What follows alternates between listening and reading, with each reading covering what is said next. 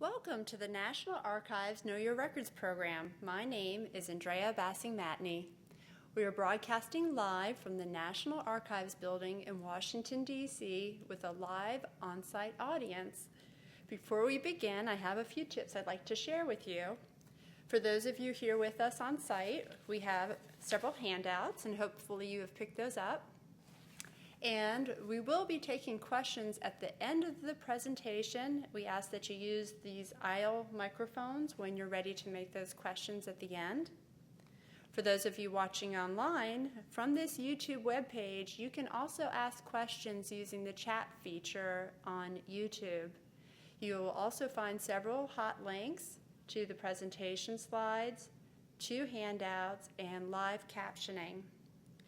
Today we are pleased to have Claire Kluskens offer her genealogy presentation entitled Using Records of Artificial Limbs for Union Civil War Veterans. She will discuss records from 1861 to 1927 in the National Archives that may give information about a veteran's medical condition and whether he received money or an artificial limb from the U.S. government.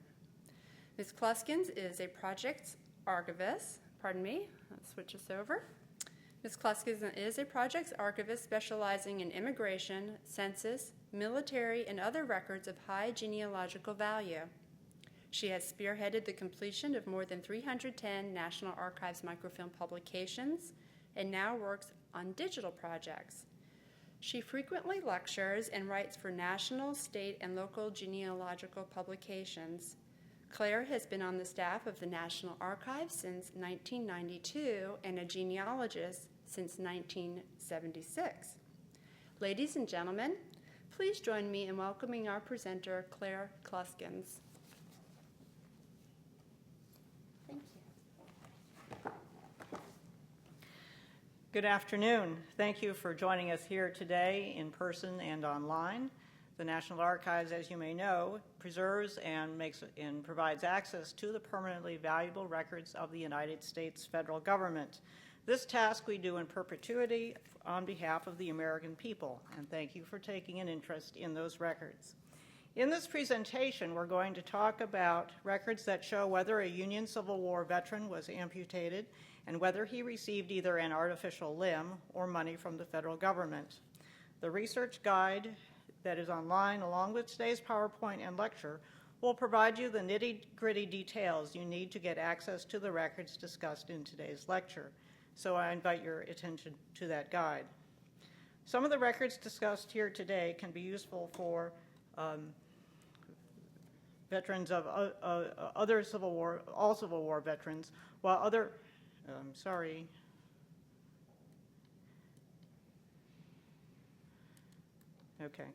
While other records are very specialized and are only relevant to amputees.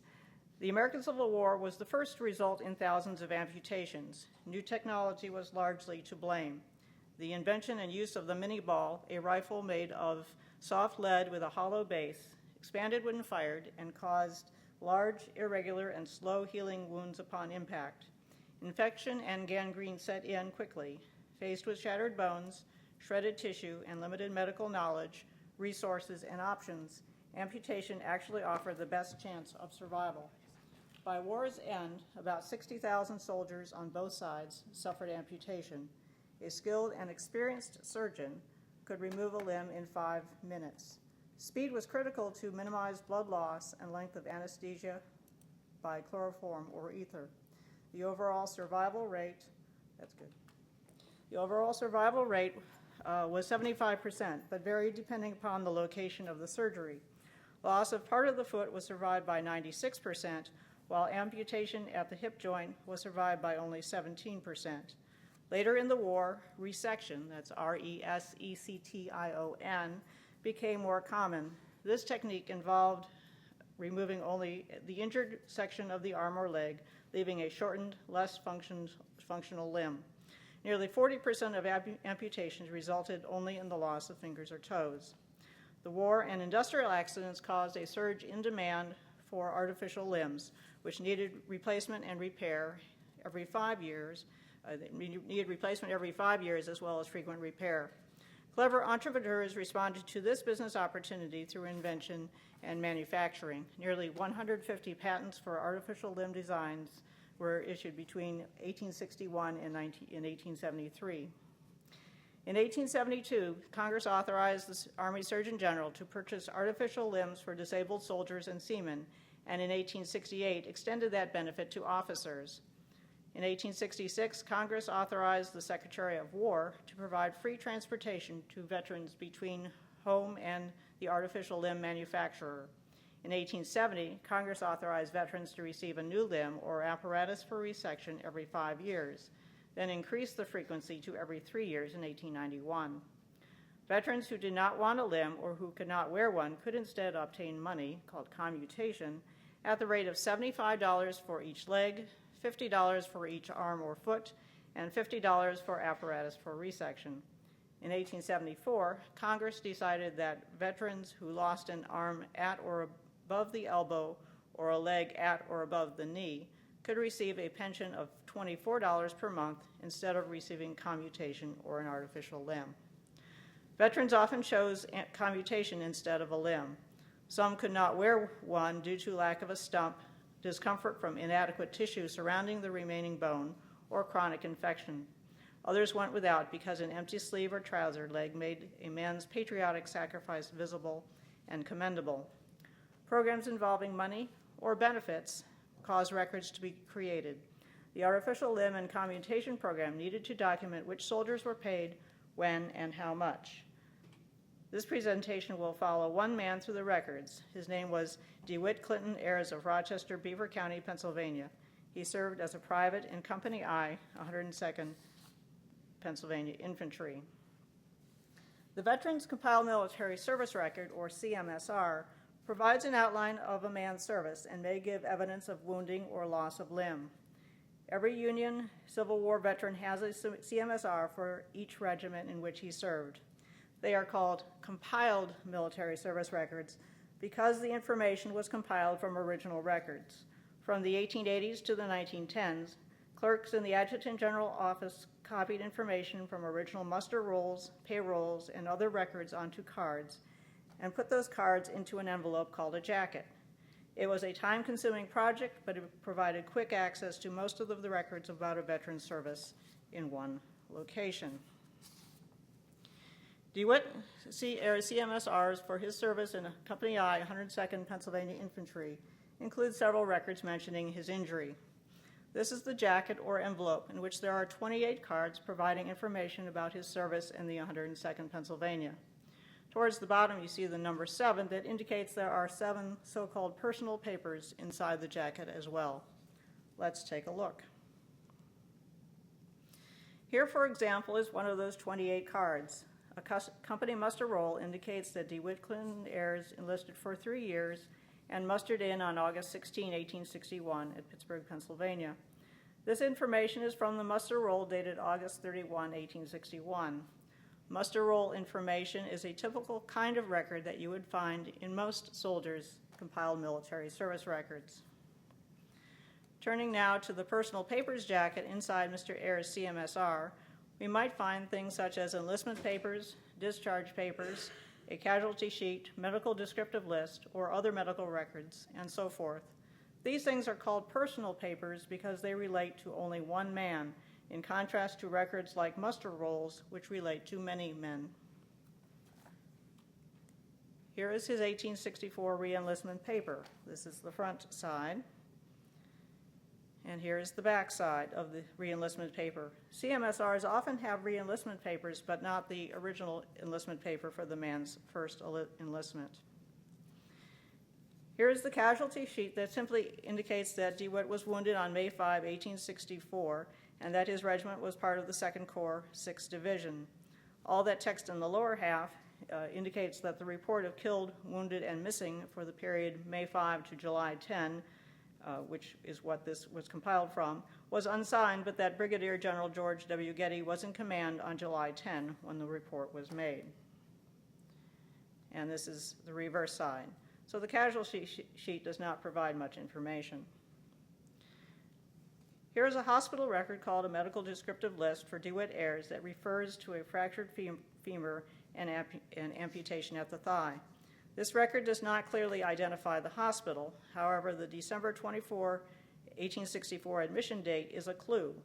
We are able to identify this record as being from the U.S. Army General Hospital No. 1 in Annapolis, Maryland, due to a different record that we will see later in this presentation. Thus, as in all research, a clue from one record can help you with another record. And this is the other side where most of the information is. It indicates the wound was received at the Battle of the Wilderness and goes into more detail about the exact nature of the wound. He was actually wounded in both legs, and the missile passed through the right knee, and as far as the left leg, the stump healed without any unfavorable complication. After a long period of hospitalization, Ayers was discharged from military service 10 months after his injury. And here's the main side where most of the information is. It is dated at U.S. General Hospital No. 1 in Annapolis, Maryland, March 13, 1865, and indicates that he suffered compound gunshot fractures to his left leg while in action at the Battle of the Wilderness on May 5, 1864. It indicates amputation resulted at the lower third of the leg and that he was totally disabled. When you find a reference to a place in the record, be curious about that place and learn something about it, because that will enhance your understanding of your ancestor's life and experience. Ayers was discharged from U.S. Army General Hospital No. 1, which was on the grounds of the U.S. Naval Academy. It consisted of long rows of one-story structures erected as hospital buildings for wounded Northern troops and for sick men recently released from Confederate prisons. Annapolis was easily accessible by railroad trains from Washington and the Virginia battlefields, as well as within convenient distance by sea from Fortress Monroe in southern Virginia and other points where sick and wounded men could be assembled. This hospital is known as U.S. Army General Hospital No. 1, while in the rear of St. John's College stood a smaller hospital known as U.S. Army General Hospital No. 2. Carded medical records are another source of information about men's hospitalizations and wounds. These records often contain hospital information that is not in the compiled military service records, and many Union Civil War soldiers have carded medical records. Ayers was in the hospital of the 2nd Division 6th Army Corps immediately following the Battle of the Wilderness. There are several cards like this one on the left because he is listed in different pages in the hospital's record. You'll recall that the casualty sheet we saw earlier from his CMSR also indicates his initial treatment at this hospital. Next, on the right, Ayers was put aboard a ship, the U.S. Army Hospital steamer Connecticut, at Port Royal, Virginia on May 25, 1864. Thus, 3 weeks after his wounding, he was stable enough to endure some travel. The next day, May 26, 1864, Ayers was admitted to Lincoln General Hospital, Washington, D.C. This is the card on the left. Opened in December 1862, Lincoln General was the largest of the military hospitals in the Washington area built by the Army to take care of Civil War casualties. It was located on Capitol Hill, 15 blocks east of the Capitol building. The hospital complex had over 2,500 beds. Besides kitchen and dining rooms, there were staff quarters, a water tank, laundry, barber shop, carpenter shop, stables, and a morgue. Like most other military hospitals, Lincoln General was taken down shortly after the war. On the next card on the right, from the records of Lincoln General Hospital, it says that Ayers was furloughed on July 26, 1864, so it's possible he went home to his family at that time. 6 months later, the next card here indicates that Ayers was admitted to Division No. 1, U.S. Army General Hospital at Annapolis on December 21, 1864, and discharged from service March 14, 1865, as we have seen from his discharge certificate. So the carded medical records help flesh out some of the details of his treatment and convalescence after being wounded. Pension files for Union Civil War veterans are also extremely important sources of information about the veteran and his life after the war. They can be valuable sources of information about his immediate family if he had a widow or minor children who applied for a pension. This sequence of pictures is meant to give you an idea of the scope of Civil War pension files. In the first box, one file is extended upward from the box. It is one of 14 files in that box. In the middle picture, you see 2 rows of Civil War pension files, and in the final picture, you see rows upon rows filled only with Civil War pension files, and that's only some of them. The pension file for DeWitt C. Ayres contains several mentions of his war injuries. We will look at just a couple records. The examining surgeon's report here, dated June 9, 1886, details his injuries and his current condition. Here is the front side. Many veterans had to report every year or two to a board of surgeons who would verify the veteran's eligibility for benefits based on his current medical condition. Men like DeWitt Ayres, who were obviously permanently disabled, would usually get exempted from future examinations. This report stated that DeWitt's conical-shaped stump was numb and painful, and the resulting cicatrix, or scar, is large, indurated, adherent, and tender. An anatomical diagram on the reverse side shows both the location of his left leg amputation plus a gunshot entrance above his surviving right knee, which was painful and weak.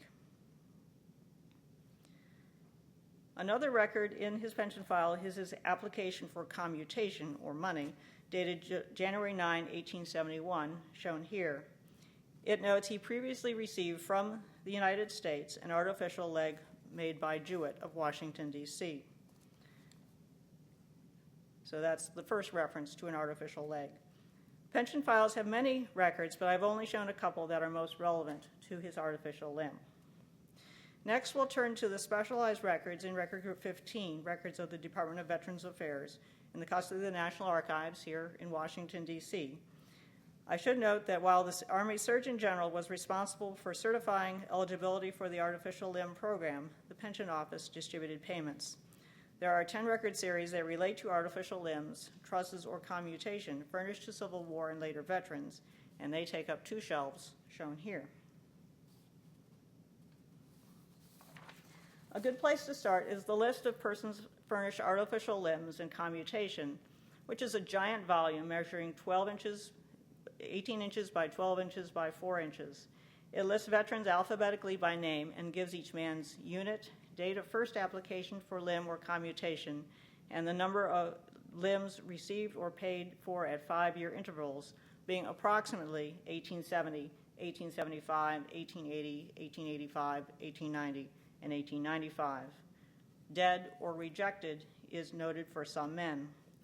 DeWitt C. Ayres, again from Company I, 102nd Pennsylvania Infantry, first applied January 12, 1871, and again at roughly 5-year intervals after that date to approximately 1895. And there is a reference here on his line to the January 12, 1871 application, his application for commutation money that we saw in his pension file. He's the second to last man shown there on that page. The 11 volumes of Registers of Persons Furnished Artificial Limbs and Commutation, which spans 1870 to 1927, provide the bulk of the documentation for most veterans. Most volumes have an alphabetical index that indicates the page containing further information. In addition to the veteran's name, each entry usually gives the veteran's rank, unit, current residence, date of injury, which arm or leg injured, amount of payment, date of commutation certificate or payment, and other information. Page 1 of the first volume explains many of the abbreviations used in that and subsequent volumes. So here from volume 2 is the index entry for DeWitt Ayres. He's the second from the bottom, which indicates that he's on page 34. And turning to page 34, we have here the entry for February 4, 1871, and he's the first man on the page, and it indicates his residence in Rochester, Pennsylvania, his unit that we've spoken of before, that he lost his left leg May 5, 1864, and he's getting a commutation certificate for $75. Continuing to volume 3, which covers June of 1875 to June 1877, on page, we find him in the index, which tells us to go to page 395, and on page 395, we find that his next application for a $75 commutation certificate was approved March 15, 1877. Moving next to volume 5, he's on page 173, actually he's on page 431, sorry. We find that Ayers had ordered a leg from manufacturer George R. Fuller. The notation no order account likely indicates that the $75 payment was authorized on May 7, 1881 to be sent directly to the manufacturer. Going next to volume 8, he's on page 345. Volume 8 covers June of 1885 to June 1887. And we find authorization for March 27, 1886 for a $75 payment and transportation to manufacturer George R. Fuller, who was in Rochester, New York. As we learned from a different records series discussed below, the $75 still had not been paid either to Ayers or Fuller by mid-1888. Then in volume 9, which covers July 1887 to June 1911, we find authorization for Ayers' $75 payment and transportation to manufacturer J.E. Hanger, who is actually only about 30 miles from where Ayers lived. And the February 4/91 account reference likely indicates the date of an invoice submitted by Hanger. And in the same volume, on page 363, is an authorization in 1897 for yet another $75 payment. No further entries for DeWitt C. Ayers were found between 1897 and his death in 1914. It is possible that he received an increase in his pension that disqualified him from further artificial limb commutation payments. Finally, the single volume shown here of letters sent relating to prosthetic appliances, commutation, and transportation reimbursement, 1885 to 1892, includes a fair copy of a letter written to Ayers. And in this letter, we find more information about the procedure used to obtain an artificial limb, as well as a problem with Ayers' 1886 leg order. It recounts that the Surgeon General issued an order on March 27, 1886, for George R. Fuller to make an artificial limb pursuant to Ayers' January 1886 application. Fuller made the leg but didn't get paid. More than 2 years later, on December 12, 1888, Fuller sent the Surgeon General an undated receipt written in pencil by Ayers as proof of delivery of the leg. The Surgeon General's office was unwilling to accept the undated pencil note, so Chief Clerk Samuel Ramsey wrote to Ayers to request that Ayers write in ink an acknowledgement of receipt of the leg. What are the next research steps? And here's the letter expanded a little bit more there. What are the next research steps? Researchers can learn about the construction, features, usefulness, and durability of 19th century artificial limbs through newspaper advertisements, patent records published by the Commissioner of Patents, and publications issued by the manufacturers and others. Further research is needed to determine if more information can be learned about Ayers' pre-1871 DeWitt leg from other records in the National Archives. In summary, DeWitt C. Ayers' compiled military service record and pension file provide details about the circumstances that caused his amputation and its subsequent effects on his life. The commutation certificate in his pension file informs us he received an artificial leg manufactured by Benjamin W. Jewett of Washington, D.C., sometime before 1871. From specialized records in Record Group 15, we learn that Ayers received money in 1871 and 1877. He obtained an artificial leg in 1881 and 1886 from manufacturer George R. Fuller of Rochester, New York, who had a little trouble getting paid for that 1886 leg. Ayers then obtained new legs in 1891 and 1897 from manufacturer James Edward Hanger, who had a factory in Pittsburgh, 30 miles from Ayers' home, as well as in 5 other major cities.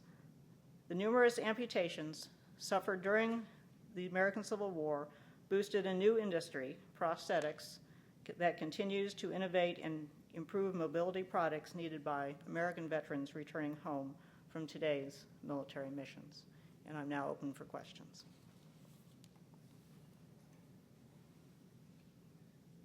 Thank you so much, Claire.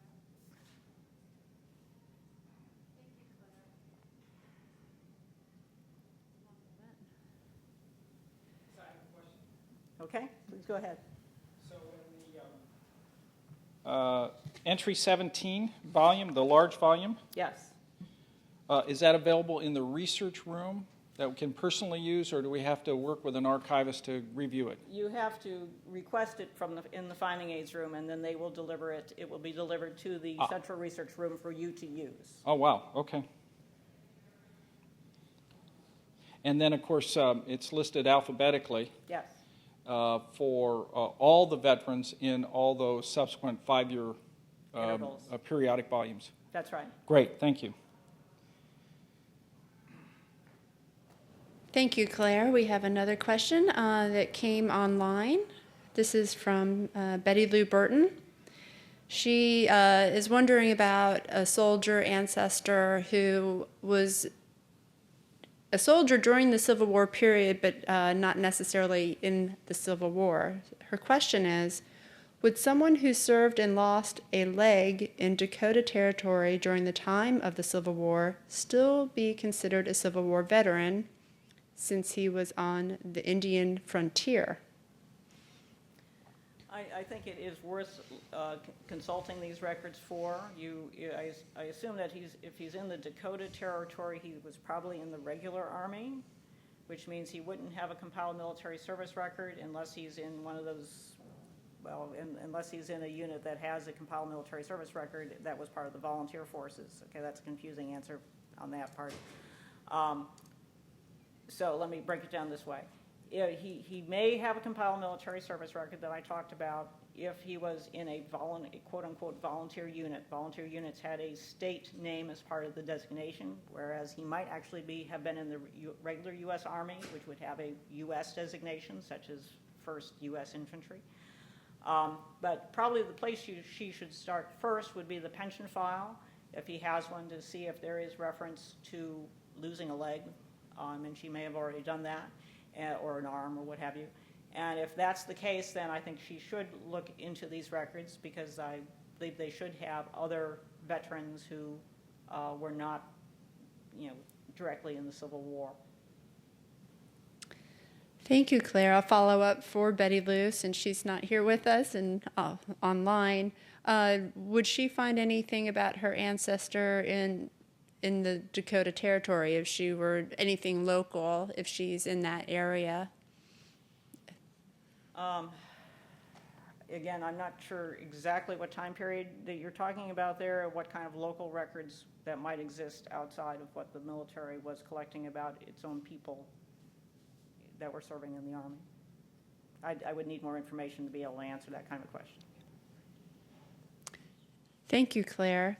We have another question that just popped up. It's from Jan Murphy. Jan asks, do you have a sense of how many times or how often veterans were refitted for artificial limbs? Was it common for veterans to try limbs from different manufacturers? I would say that it was common to get refitted for limbs because, your body does change as you age. And these limbs were not made to last forever. They were assumed to last 5 years, but still require some repairs in the meantime. And as we saw with DeWitt C. Ayers, he had, over the course of his lifetime, limbs made by 3 different manufacturers: Benjamin Jewett of Washington, D.C., Hanger of Pittsburgh, and George Fuller of Rochester. So I would say yes, I would expect they would try different manufacturers. Thank you, Claire. So it sounds to me like just because you found one record indicating that your ancestor has gotten money or a limb, that you should not assume that that's the only record, that maybe you should continue looking further down the line and into the future. That he got more than one limb in their lifetime. Whether you can prove that is the next step. Thank you so much. I'm looking online and I do not see any more questions. Do we have any other questions here from our on-site audience? Well, thank you so much, Claire. I appreciate your time. We will keep these presentation materials available online. If you didn't see, if you didn't have an opportunity to watch live, you can send your questions to us afterwards. Thank you so much, Claire. Okay, thank you, Andrea.